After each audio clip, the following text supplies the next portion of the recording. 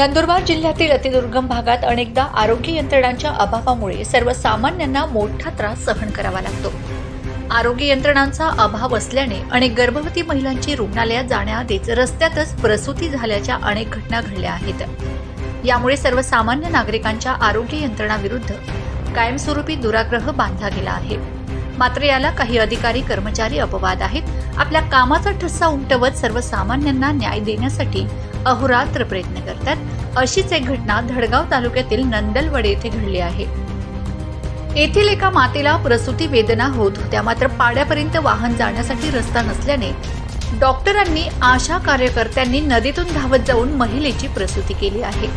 तालुक्यातील सोने येथील प्राथमिक आरोग्य केंद्रातील वैद्यकीय अधिकारी डॉक्टर सुभाष पावरा यांना आशा कार्यकर्त्यांनी फोनवर कळवले की पावरापाडा येथे तिसरा खेपेच्या एका गरोदर मातेला प्रसूती वेदना सुरू असून संस्थेत घेऊन जाणे शक्य नाही।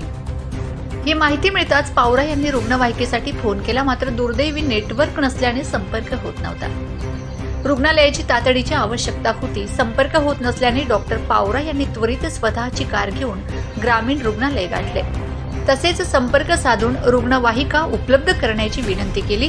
त्यानंतर रुग्णवाहिका उपलब्ध करून देण्यात आली। डॉक्टर पावरा यांनी घटनास्थळी पाड्याजवळ पोहोचले, तसेच रस्ता नसल्याने नदीतून मोठे अंतर पार करत घटनास्थळी गेलेत। जवळच्या नातेवाईकांना बोलवून बांबूच्या जोडीतून त्या मातेला रस्त्यावरील रुग्णवाहिकेपर्यंत आणलं आणि मातेला रुग्णवाहिकेने ग्रामीण रुग्णालय धडगाव येथे दाखल करून यशस्वी प्रसूती करण्यात आली आहे।